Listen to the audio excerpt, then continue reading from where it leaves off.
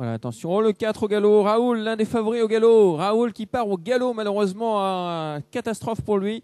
Et déjà, eh bien, la course se retrouve amputée avec un très bon départ pour le numéro 8, Rambo Crown. Le 7, Rêve de Brachy, n'a pas loupé dans son départ non plus. Et pendant ce temps-là, on va sans doute se montrer disqualifié également avec Ruby du Emus qui se montre fautif à son tour. Donc Raoul, premiers enseignements de la course, pratiquement hors course suite à cette faute, avec le numéro 8, Rambo Crown, lui qui n'attend personne, hein. Il accélère sèchement. Le 9, Roméo Diulbé, disqualifié. Le 5 également disqualifié. Raoul reste en course pour l'heure. Nous abordons la ligne d'en face avec Rambo Crown, l'un des concurrents en vue de cette épreuve, qui a pris une nette avance. On retrouve également la Kazakh Lynn qui est bien placée dans cette épreuve. C'est Riffon d'Ocagne qui est déjà revenu en 3e position, et pourtant Riffon d'Ocagne devait partir en 2e ligne. Disqualification de l'As Riga et du numéro 16 également Ramdam, alors que le 9, Roméo Diulbé, est en 2e position à l'heure actuelle. On est bien passé également avec le numéro 2, Richie de Melray. Le deuxième tournant de cette épreuve avec toujours en tête le 8, Rambo Crown. Dans son sillage, nous retrouvons le 9, Roméo Diulbé.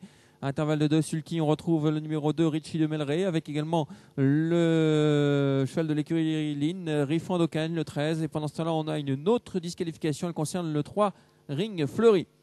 Beaucoup de rythme dans cette épreuve avec Rambo Crown qui est bien parti pour remporter sa 3e victoire consécutive, mais il lui faut encore boucler un tour. C'est l'un des favoris, 3-0-10. Rambo Crown en tête devant les tribunes, devant le 9 qui est là, avec maintenant un bon rapproché numéro 13, Riffon d'Ocagne qui se rapproche à l'extérieur. Le 2, Richie de Melray, vient toujours en 4e position le long de la corde. Et puis on se rapproche également avec le numéro 7, Rêve de Brachy, ainsi que le 11, Rock de Carmel qui vient un peu plus loin. Et le 4 également, le 4, Raoul qui revient en course après sa faute. Raoul qui n'a pas dit son dernier mot finalement et qui revient maintenant en 6e position. La ligne d'en face avec toujours en tête le 8, Rambo Crown, Roméo Diulbé là avec Riffon d'Ocagne, avec également le numéro 2, Richie de Melray, et Raoul qui est maintenant 5e et qui n'a pas dit son dernier mot. Donc Raoul quelque peu sollicité cependant. Le tournant final dans quelques instants, avec toujours Rambo Crown qui a l'avantage. Le 9 dans son sillage, il s'agit de Roméo Diulbé avec des ressources. Le 13 ensuite, c'est Riffon d'Ocagne. Et puis Raoul qui est là en 4e position désormais. Quelle remontée fantastique. Richie de Melray plafonne. Le 14, Ribalto Diulbé, vient d'être disqualifié.